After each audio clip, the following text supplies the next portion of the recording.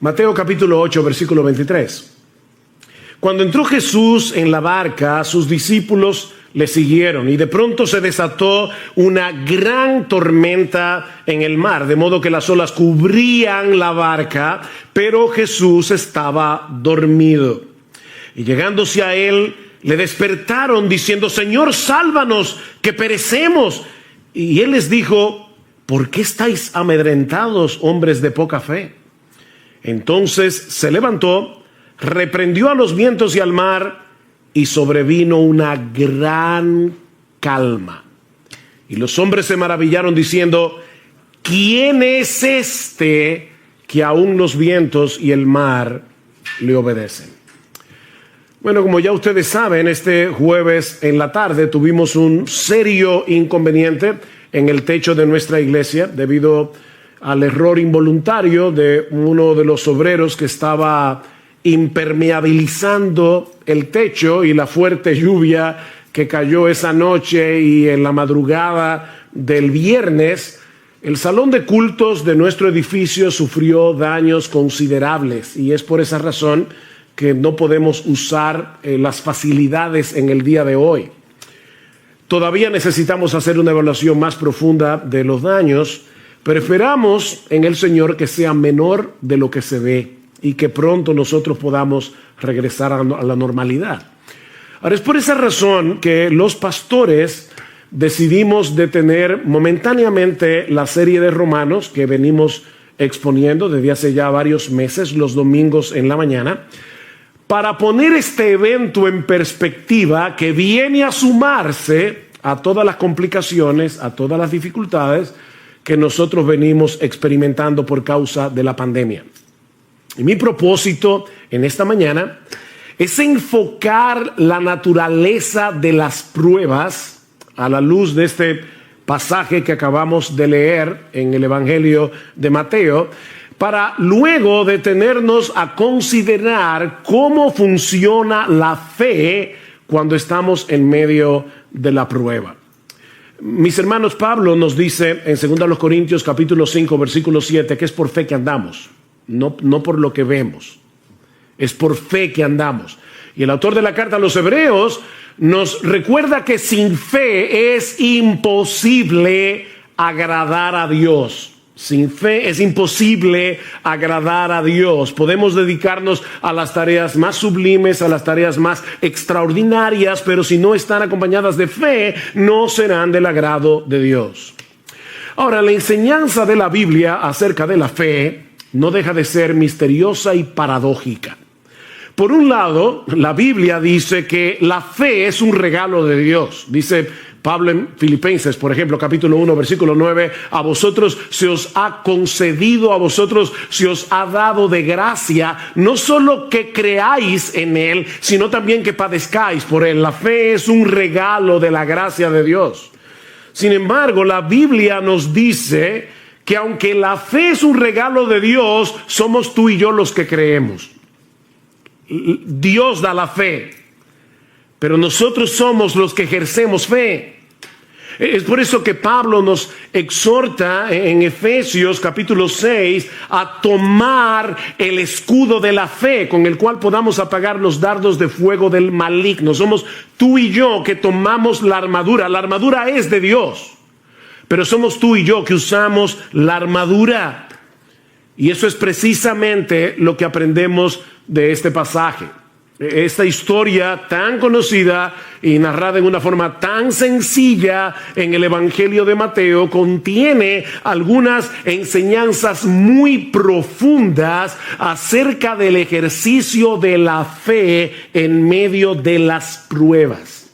Y yo no quiero concentrarme en todos los elementos de la historia, sino solamente en eso. La fe en medio de las pruebas. Tanto Marcos como Lucas nos dicen que el Señor deseaba cruzar al otro lado del mar de Galilea. El Señor había estado llevando a cabo un ministerio muy intenso, un ministerio muy agotador, y el otro lado del mar era más tranquilo porque era más despoblado. Mis hermanos, nunca debemos olvidar que Jesús era verdadero Dios, pero que también era verdadero hombre. El Señor estaba cansado. estaba agotado. El mar de Galilea es un lago de agua dulce relativamente pequeño, así que se puede atravesar de un lado a otro en un tiempo relativamente breve. De hecho, hace unos años tuve la oportunidad de estar en el mar de Galilea y uno puede ver fácilmente todos los contornos del mar estando allí. Así que el mar se puede cruzar rápidamente, a no ser por las características climáticas y geográficas del mar de Galilea que pueden desatar tormentas repentinas. Resulta que la superficie del mar de Galilea es la más baja del mundo para un lago de agua dulce. De manera que cuando las corrientes de aire frío descienden de las colinas que rodean el lago y chocan con el aire caliente de la superficie, se pueden provocar tormentas repentinas, que son un verdadero desafío, aún para marineros experimentados, como era el caso de los apóstoles. Y eso fue precisamente lo que ocurrió esa noche. Vean otra vez versículo 23. Cuando entró Jesús en la barca, sus discípulos le siguieron y de pronto se desató una gran tormenta en el mar, de modo que las olas cubrían la barca, pero Jesús estaba dormido. Marcos nos dice en su evangelio que se desató una mega tormenta, un mega huracán, dice el texto literalmente. Que en asuntos de minutos puso a la barca al borde del naufragio. Las olas eran tan altas y golpeaban con tal violencia que el bote se zarandeaba de un lugar a otro. Yo no sé si ustedes alguna vez han visto esos, lo que nosotros llamamos muñequitos, en otros países le llaman cartones animados, donde de repente el agua se convierte como en un puño y comienza a golpear la barca. Bueno, lo que los discípulos estaban experimentando esa noche era un puño de agua golpeando la barca una y otra vez. Los discípulos sabían que ellos estaban en un serio problema. Humanamente hablando, era una situación desesperada, era una situación sumamente peligrosa. Y seguramente muchos de ustedes se han sentido así alguna vez. O puede ser incluso que estén atravesando por una situación similar en este mismo momento. Nadie está exento de las dificultades que surgen viviendo en un mundo caído. Y por eso, mis hermanos, es que es tan importante entender la naturaleza de las pruebas para luego ver cómo nosotros debemos ejercitar fe cuando estamos en medio de una prueba. Así que veamos en primer lugar la naturaleza de las pruebas tal como Dios nos los revela en este pasaje. Y lo primero que aprendemos de este texto es que las pruebas son controladas y enviadas por Dios con un propósito. Las pruebas son controladas y enviadas por Dios con un propósito. Ya les decía que no era nada extraño que en este mar se formaran tormentas repentinas, pero mis hermanos, Dios es soberano. Él lo controla todo, incluyendo los fenómenos de la naturaleza. Él puede impedir que cosas como estas sucedan, pero ¿saben qué? Muchas veces Dios decide no impedirlo. Dios decide no impedirlo. Yo sé que fue un error de un obrero que estaba impermeabilizando nuestro techo este jueves en la tarde. Pero mis hermanos, ese error de un obrero estaba en las manos del Señor. El hecho de que esa noche cayera un aguacero, nosotros lo escuchábamos fuera de la habitación y decíamos, está cayendo el cielo. Hacía muchos días, meses, que nosotros no veíamos un aguacero así. Bueno, ¿pudo haber impedido Dios que lloviera de esa manera precisamente cuando el techo tenía un problema? Por supuesto que sí. Por otro lado, también es cierto que Jesús estaba cansado. Mis hermanos, Jesús no estaba simulando que estaba dormido. En su naturaleza humana, él no pudo resistir el cansancio tan grande que tenía. Para los discípulos, era como de repente ver a Superman envuelto en kriptonita. O sea, el Señor está ahí completamente agotado.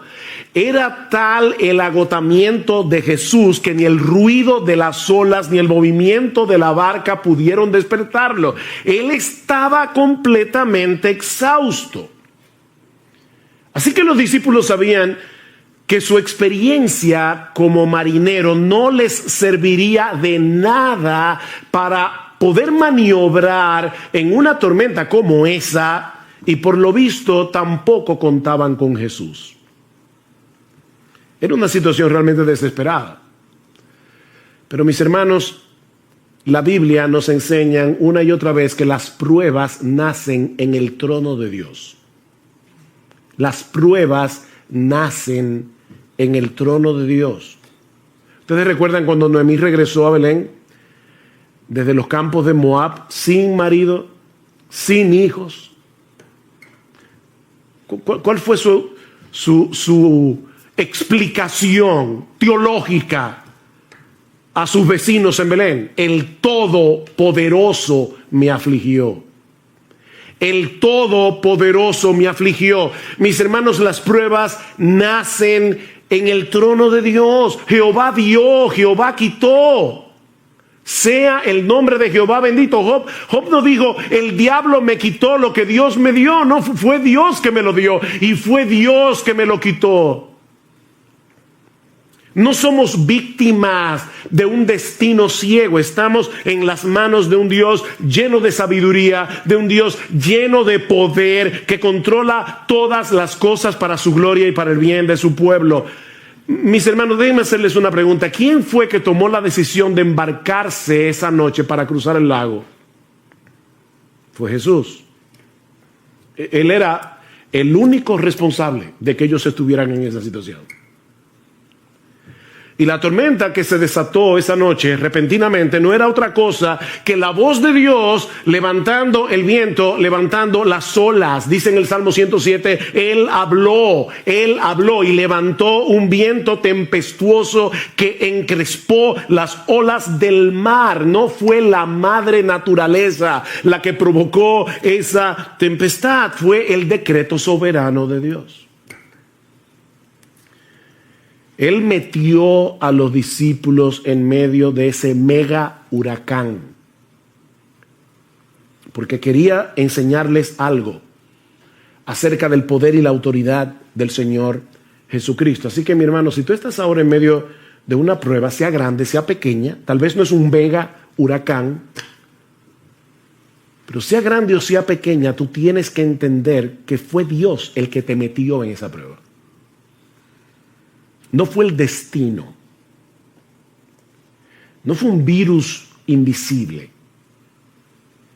No fue la gente que te rodea, decía el filósofo francés Jean-Paul Sartre, el infierno son los demás. No fueron las personas que te rodean las que te metieron allí. Dios te puso allí en medio de ese huracán con un propósito bueno y sabio, aunque ahora no podamos entenderlo.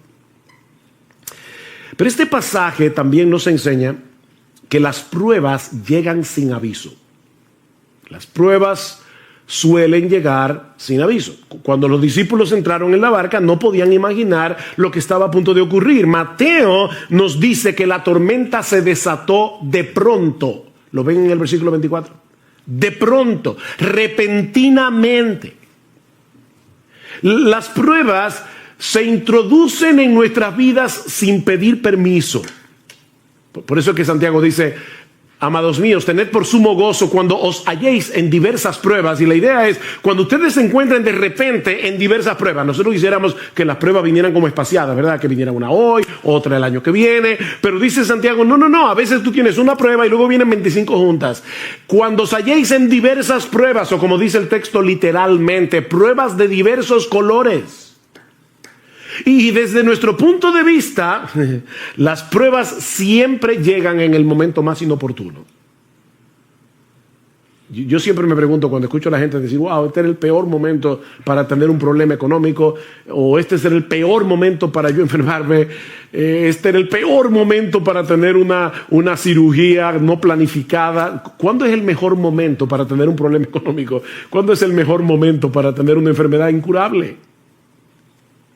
Las pruebas llegan desde nuestro punto de vista en el momento más inoportuno. Pero mis hermanos, lo que a nosotros nos toma por sorpresa nunca sorprende a nuestro Dios. Porque Él es el que decreta las pruebas, como vimos ya. Y Él las supervisa para que no lleguen más allá de lo que nosotros podemos soportar. Él es que las supervisa para nuestro bien, como los montes rodean a Jerusalén. Salmo 125, así el Señor rodea a su pueblo desde ahora y para siempre. Nada me puede tocar sin pasar por la supervisión de Dios. Amén. Wow, qué glorioso eso. Amén. Pero aprendimos también de este pasaje que las pruebas sacan a flote las corrupciones de nuestro corazón. Las pruebas sacan a flote lo peor de nosotros. Los días previos a ese incidente, si ustedes pueden leer luego en sus casas Mateo capítulo 8 completo, se van a dar cuenta que Jesús había estado haciendo milagros sorprendentes. Por ejemplo, Mateo 8, 1 al 4, la curación de un leproso. Versículo 5 al 13, la curación a distancia del criado del centurión. Ni siquiera Jesús tuvo que ir a tocarlo. No, fue a distancia. La curación de la suegra de Pedro en el versículo 14. Y yo me imagino que en ese momento los discípulos se sentían campeones de la fe. Cuando uno ve a Jesús haciendo todo eso, tal vez ellos pensaban, mira, ahora mismo no importa lo que pase, yo confío en ese hombre. De hecho, es interesante ver en el texto que cuando otros veían las demandas del Señor como muy altas, recuerdan cuando le decía, síganme, y uno decía, espérate, deja que vaya en tierra a mi padre, o espérate que yo tengo una cosa que hacer, o no sé qué. Cuando otros estaban poniendo excusas para seguir a Jesús, vean lo que dice el versículo 23, cuando entró Jesús en la barca, sus discípulos le siguieron. Mientras otros veían difícil seguir a Jesús y ponían excusas para seguir a Jesús, los discípulos no. Así que probablemente en ese momento ellos se sentían campeones de la fe. Pero ¿qué tan fuerte era esa fe? No había manera de saberlo si no era en medio de la prueba. Abraham no sabía qué tan fuerte y sólida y vigorosa era su fe hasta que Dios le pidió que sacrificara a Isaac. Ezequías fue un buen rey de Israel. Enfermó, le oró a Dios que lo sanara, Dios lo sanó. Y probablemente en ese momento se sentía fuerte en su fe. Llegaron unos embajadores de Babilonia y el orgullo de Ezequías salió a flote inmediatamente. Mis hermanos, es en medio de las pruebas que conocemos el estado real de nuestro corazón. Nuestra fe será probada por el fuego, dice en 1 de Pedro capítulo 1, versículo 7. Tiene que ser probada por el fuego. ¿Qué hace el fuego? El fuego licúa el oro, y al licuarse, como es un metal pesado, eso hace que la basura salga a flote, y entonces el orfebre comienza a purificar el oro.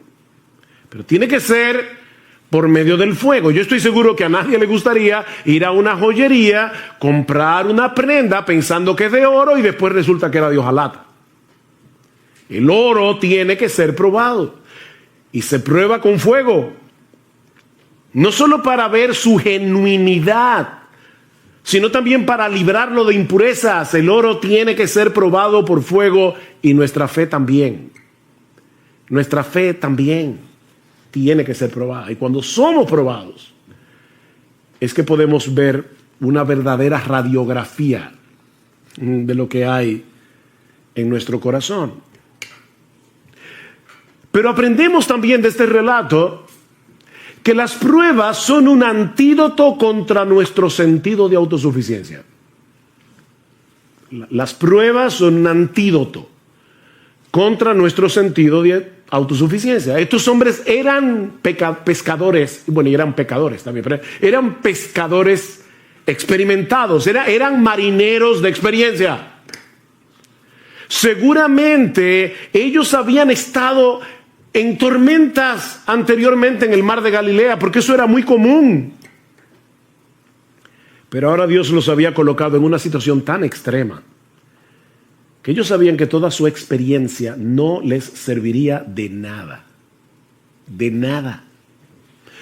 Mis hermanos, Dios usa las pruebas para llevarnos a descansar únicamente en Él, para destruir nuestro sentido de autosuficiencia. Pablo dice en 2 Corintios capítulo 1, versículos 8 al 9, que Dios los puso en una situación tal cuando ellos estaban en Asia Menor, que Pablo dice, nosotros tuvimos temor de morir, pensamos que no íbamos a conservar la vida, y Dios hizo eso, escuchen lo que dice Pablo, a fin de que no confiáramos en nosotros mismos. Pablo, el gran apóstol Pablo, está diciendo, en otras palabras, yo tengo la tendencia, igual que todos los demás, a confiar en mí mismo. Y Dios envió esta prueba para que no confiáramos en nosotros mismos.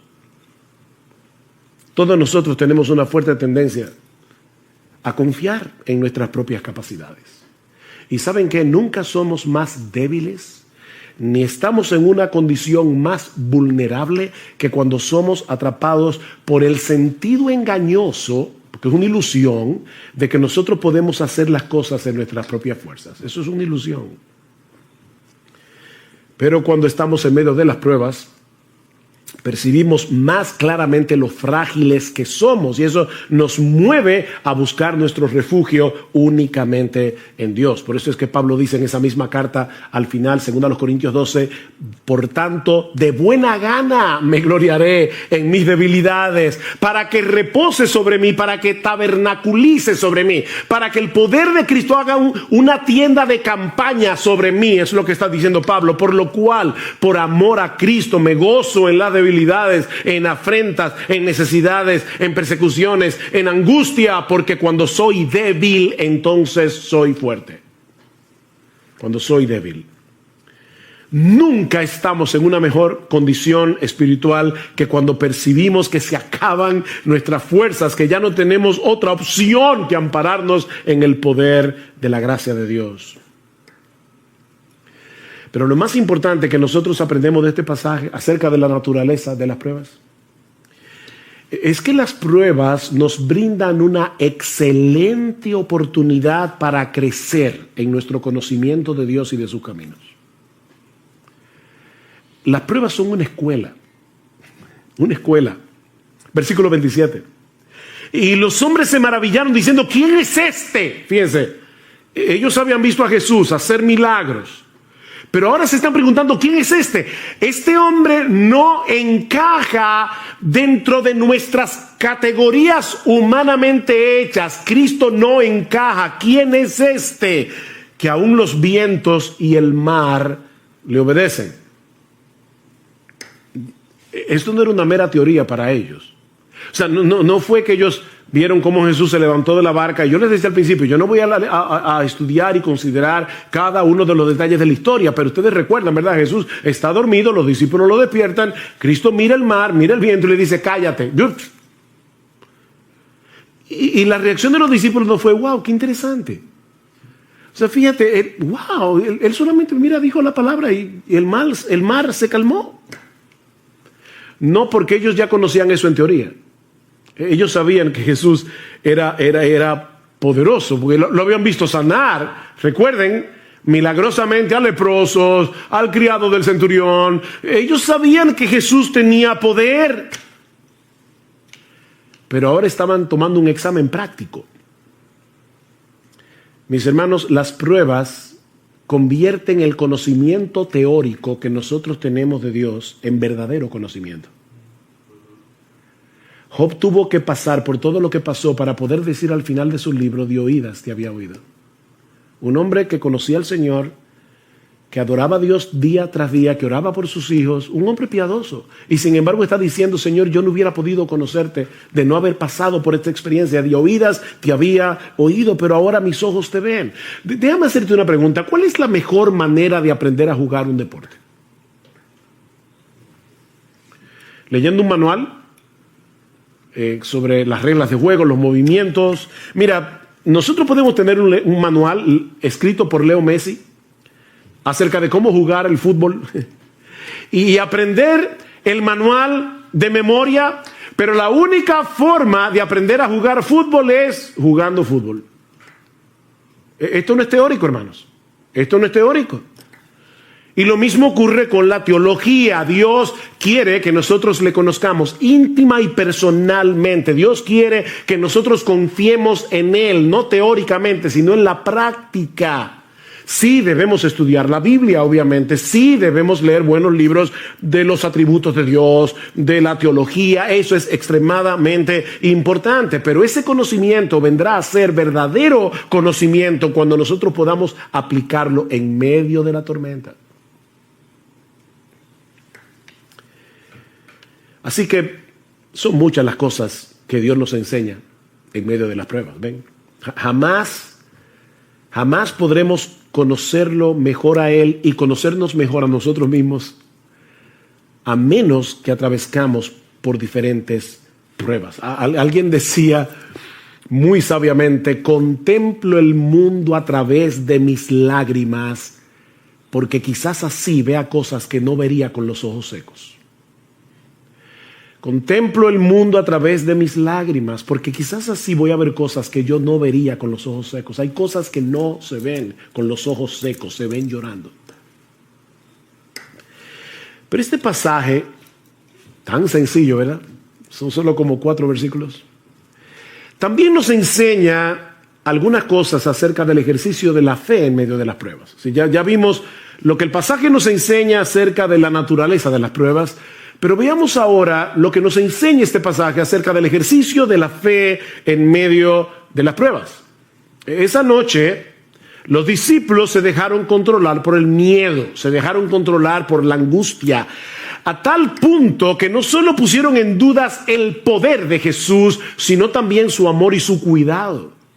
Vean otra vez el versículo 25, y llevándose a él le despertaron diciendo, Señor, sálvanos, que perecemos. El Evangelio de Marcos dice, Maestro, ¿no tienes cuidado que perecemos? Y no es que hay un error entre Marcos y Mateo, es que los discípulos comenzaron todos a hablar a la vez, y unos dijeron una cosa, otros dijeron otra. Pero el punto es que ellos estaban tan llenos de miedo que perdieron de vista lo que implica tener a Jesús en la barca. Ellos perdieron eso de vista. Y algunos pudieran pensar, bueno, pastor, pero óyame, no era para menos. No, Cristo tenía una evaluación muy diferente. ¿Por qué estáis amedrentados, hombres de poca fe? Hay al menos 2 cosas que nosotros aprendemos de esa respuesta de Jesús a los discípulos. La primera es que la fe rehúsa dejarse dominar por el miedo. La fe rehúsa dejarse dominar por el miedo. La pregunta del Señor puede parecer un tanto extraña en medio de una situación tan extrema, ¿verdad? ¿Por qué tenéis miedo? ¿Cómo que por qué? Pero es que tú no estás viendo el espectáculo. ¿Cómo que por qué tenemos miedo? Nosotros, ¿verdad?, nos identificamos con los discípulos porque de haber estado allí probablemente habríamos experimentado lo mismo. Sin embargo, la pregunta de Jesús implica una reprensión. ¿Por qué reaccionan con miedo? Ahora, déjenme aclarar algo para no crearles un problema de conciencia innecesario. Eso no quiere decir que los cristianos no tenemos derecho a luchar con el miedo. Sobre todo cuando estamos en una situación de peligro potencial. No. El miedo, el temor es algo que Dios ha puesto en nosotros para llevarnos a la protección, a protegernos, a no ser locos y arrojarnos a una situación que pueda hacernos daño. Lo que no tenemos derecho, los cristianos, es a dejarnos controlar por el miedo.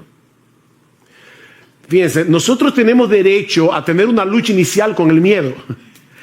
Lo que no tenemos derecho es a dejarnos dominar por el temor, tomando en cuenta que nosotros tenemos un Dios como el nuestro que cuida de nosotros.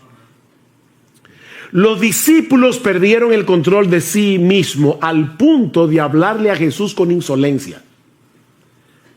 Maestro, ¿no te importa? Oigan la expresión. ¿No te importa que perezcamos? En vez de mostrar una fe sumisa y esperar confiados en que Jesús iba a hacer lo que él tenía que hacer, la frustración, el miedo, los llevaron a reprocharlo por su falta de cuidado y de amor. Ahora, no olviden, mis hermanos, que ellos acaban de ver a Jesús sanar todo tipo de enfermedad. Ellos acaban de ver a Jesús echar fuera demonios. Ellos estaban conscientes de su poder. Ellos estaban conscientes de la compasión de Jesús, pero dejaron que el miedo los controlara. En otras palabras, en ese momento ellos perdieron su teología. Ellos perdieron su teología. ¿Alguna vez te has visto a ti mismo reaccionando de ese modo? Porque, ay, mis hermanos, a mí me ha pasado más veces de lo que yo quisiera recordar. Me ha pasado más veces de lo que yo quisiera recordar. Sabemos que el Señor es bueno, sabemos que Él es todopoderoso, sabemos que Él está lleno de compasión y de sabiduría. De hecho, tú y yo tenemos un conocimiento mayor que el que tenían los discípulos esa noche, porque nosotros vivimos del otro lado de la cruz. Ellos todavía en ese momento no habían visto a Cristo muriendo por nuestros pecados y recibiendo en su cuerpo la ira de Dios por nuestros pecados, para que nosotros pudiésemos ser absueltos en el tribunal de Dios. Ellos vivieron del otro lado de la cruz. Pero ¿cuántas veces reaccionamos con esa misma clase de insolencia? Con esa misma clase de incredulidad en medio de la prueba. No lo decimos con palabras. Pero esa es la queja sutil y silente que está detrás de nuestra amargura y de nuestro descontento. Señor, una cosa es lo que la Biblia dice acerca de tu cuidado, acerca de tu protección hacia los tuyos, pero otra cosa muy diferente es lo que yo estoy viviendo en este momento. Puede que esto se aplique a algunos de tus hijos favoritos en la iglesia, pero honestamente yo no me siento cuidado por ti. De hecho, Señor, si yo puedo serte todavía más honesto, yo siento en este momento que a ti no te importa. Suena duro, ¿verdad? Eso fue lo que los discípulos dijeron a Jesús. A ti no te importa. Por eso se llenaron de miedo. Imagínense lo terrible que es estar en un universo como el nuestro, en un mundo caído, lleno de problemas, y encima de eso saber que en los cielos hay un Dios a quien tú no le importas. Que a Dios no le importa. A ti no te importa, Jesús. Eso fue lo que los discípulos le dijeron. Por eso alguien decía que esta es la historia de dos tormentas, una en el mar y otra en el corazón. Esta es la historia de dos tormentas. Mis hermanos, ¿qué debemos hacer cuando percibimos esa agitación inicial de nuestras almas? Cuando percibimos que hay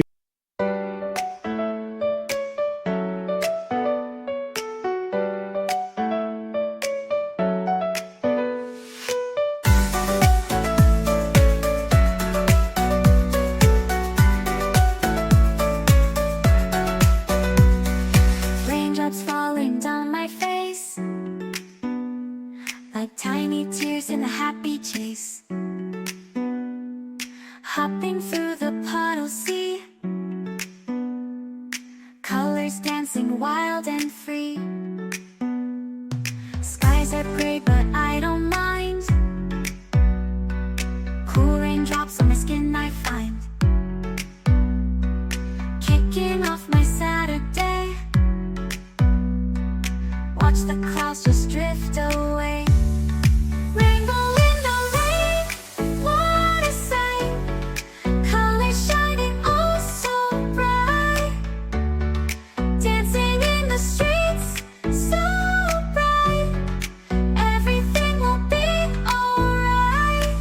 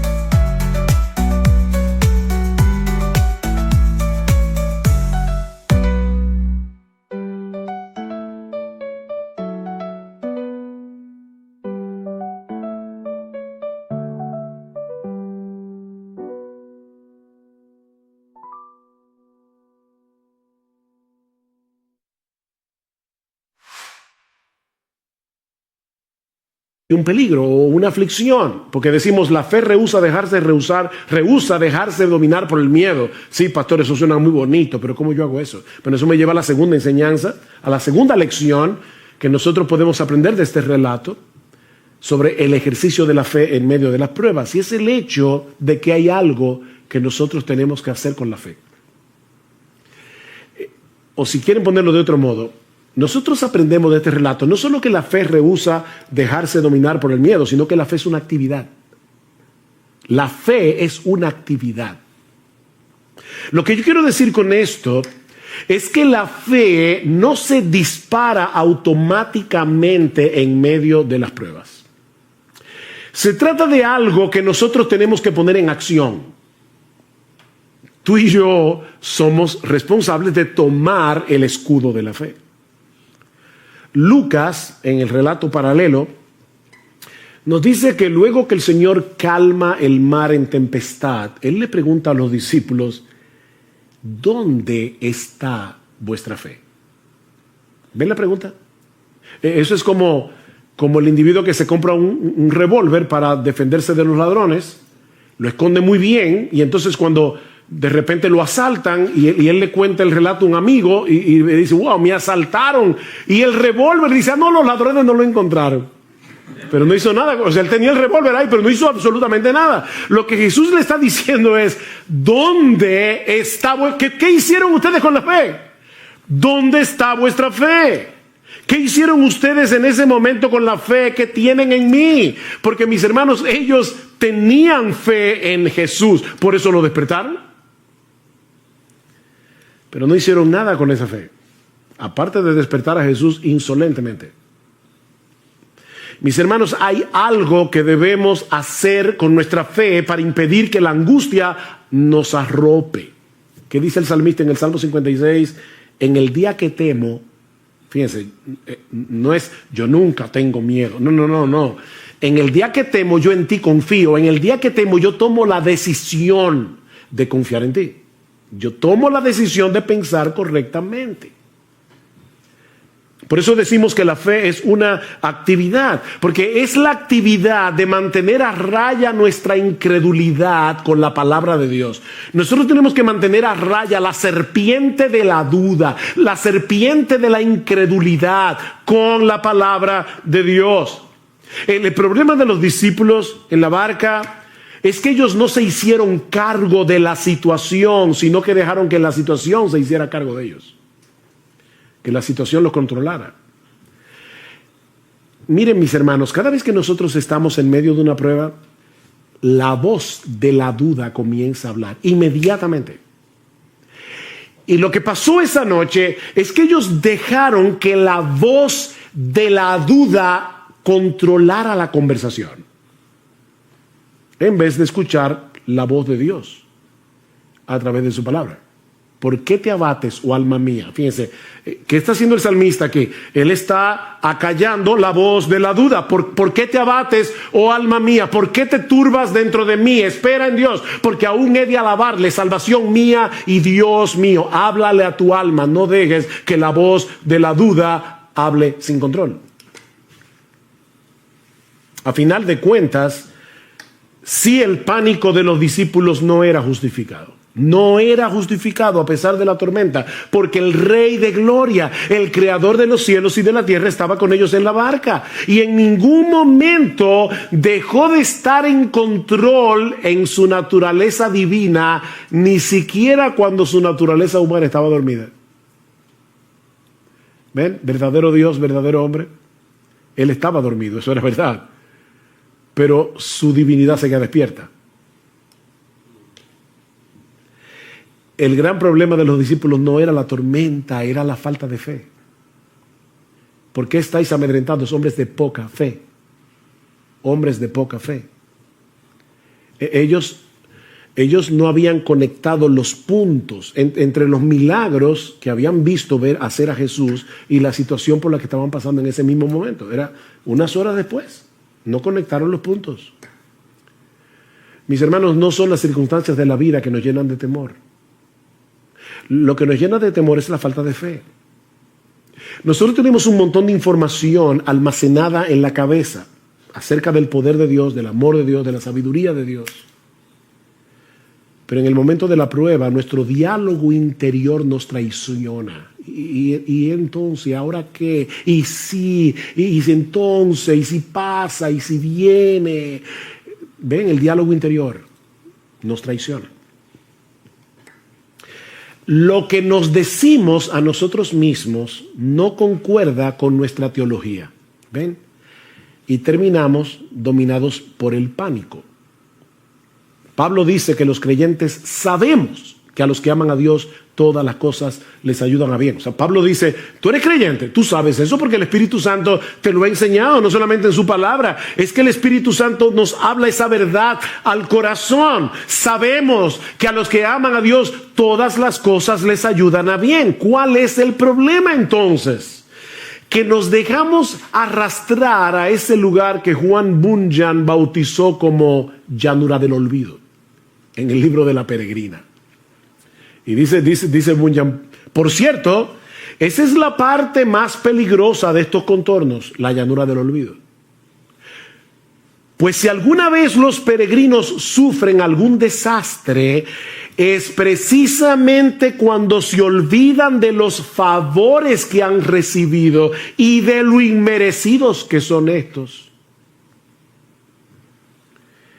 No te dejes arrastrar hacia la llanura del olvido. Y lo digo así porque así lo pone Bunyan, llanura del olvido. No te dejes arrastrar hacia ese lugar. Nunca olvides las misericordias de Dios en Cristo, porque su amor manifestado en el Calvario sigue tan intacto hoy como cuando Cristo estaba muriendo por tus pecados en la cruz. Está intacto el amor de Dios. Ayer escuchaba la historia de una mujer que iba en un barco y el capitán era su esposo. Resulta que de repente se levanta una fuerte tempestad, la mujer está muy atemorizada y va hacia el marido y el marido le pregunta, ¿por qué tienes miedo? Y ella le responde con otra pregunta, ¿y tú por qué no tienes miedo? Hay una tormenta allá afuera. El marido, le pidió a un joven que estaba ahí, dice, tráeme mi espada. Él le trae la espada y él se coloca con la espada frente a ella y le dice, ¿tú me tienes miedo? Y dice ella, por supuesto que no. Y dice, ¿por qué tú no me tienes miedo? Dice, porque yo sé que tú me amas, tú eres mi esposo. Bueno, le dice él, el Dios que controla esta tormenta es mi Padre que me ama y no la usará para hacerme daño. Ella dice, pero el barco puede hundirse. Ah, le dice él, entonces mi alma irá a su presencia a la espera de la resurrección de mi cuerpo. Ven, mi hermano, ¿cuál es el asunto? Esa espada que ahora te hiere está en las manos de Dios, del Dios que te ama, del Dios que cuida de ti, del Dios que no te va a hacer daño. Del Dios que no te va a hacer daño, aunque tenga que usar el escarpelo para hacerte una cirugía de corazón abierto, ese Dios no te va a hacer daño. Mis hermanos, no podemos permitir que las consecuencias de esta pandemia o lo que sucedió este fin de semana con nuestro edificio, claro que no me dio alegría saber que este domingo no nos íbamos a poder reunir en nuestro local. Por supuesto que me dio tristeza ver toda esa agua corriendo por el púlpito y bañando las sillas. Y no fue motivo de alegría subir al techo esta semana, el viernes, y ver lo que había pasado allí. O cualquier otra cosa que pueda suceder mañana, no pueden llevarnos a perder de vista el poder y el amor de Dios. Y que Él hace todas las cosas con un propósito sabio y santo, aunque nosotros no lo entendamos. Yo le decía a mi esposa, yo no sé si, por supuesto, este no es la única razón por la que Dios permitió todo esto.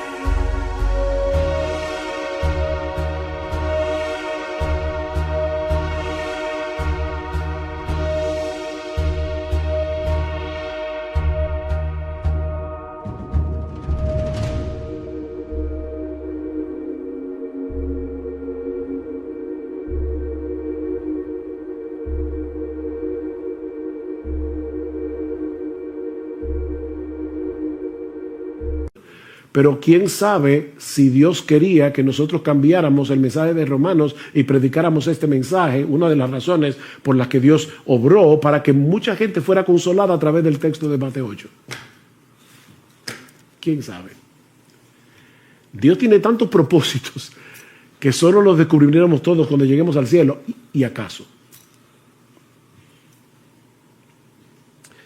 No a nosotros, Señor, no a nosotros, sino a tu nombre da gloria, Salmo 115, por tu misericordia y por tu fidelidad. Solo tu nombre merece gloria porque solo tú estás lleno de misericordia y solo tú eres completamente fiel. Y ahora escuchen la pregunta: ¿por qué han de decir las naciones, ¿dónde está ahora tu Dios? Y yo te digo, ¿por qué le vas a permitir a tu alma, por qué le vas a permitir a tu corazón decir dónde está ahora tu Dios? Respuesta: nuestro Dios está en los cielos, Él hace lo que le place. Ahora, no olvides que lo que le place es conforme a su misericordia y conforme a su fidelidad. Alguien decía, tal vez escuchemos a nuestro corazón decir, no hay esperanza, pero debemos rebatírselo. Cuando tu corazón diga, no hay esperanza, dice él, debemos rebatírselo. Sí hay esperanza. Sí hay esperanza porque Cristo está en la barca. En nuestras vidas, Cristo está en la barca. Él ha prometido estar con nosotros todos los días hasta el fin del mundo. Y con una sola palabra, Él puede calmar el mar en tempestad. Cristo simplemente dijo, cállate, enmudece. Y la tormenta se calmó, como un niño obediente. Porque nuestro Dios controla el universo. Así que no importa qué tan severa sea la tormenta, no importa qué tan claro percibamos que nuestra barca está a punto de naufragar, una sola palabra de Cristo es suficiente para hacer que el mar vuelva a sosegarse. Y Él dirá esa palabra en el momento preciso cuando la prueba haya cumplido su propósito. Él dirá la palabra. Que Dios nos conceda ojos para ver y una mente para recordar, de modo que podamos glorificarle en medio de la aflicción, mostrando a ese mundo incrédulo allá afuera que estamos en las manos de un Dios sabio, todopoderoso, que nos ama con un amor eterno e inalterable y que Él ha hecho un pacto con su pueblo de no volverse atrás, de hacernos bien. Vamos a orar. Padre, queremos darte muchas gracias, Señor, porque a pesar de lo sucedido este fin de semana y que ha producido daños considerables en nuestro edificio, Señor, nosotros podemos confiar en ti. Y de paso recordar que la iglesia no es un edificio de varilla y cemento. La iglesia son tus hijos. Y ahí está tu iglesia siendo cuidada todavía por ti. Gracias, Señor, por habernos permitido en esta mañana traer estas lecciones extraídas de un pasaje tan sencillo y al mismo tiempo tan profundo. Pero, oh Señor, te rogamos, ayúdanos ahora a convertir este conocimiento teórico en un conocimiento práctico. Señor, ayúdanos a conocerte mejor y ayúdanos a conocernos mejor. Y que nosotros podamos, en medio de cualquier situación o circunstancia, refugiarnos en ti, la roca inconmovible de los siglos. Alabado sea tu nombre y alabado sea nuestro bendito Señor y Salvador Jesucristo, que ha prometido estar con nosotros todos los días hasta el fin del mundo. Amén y amén.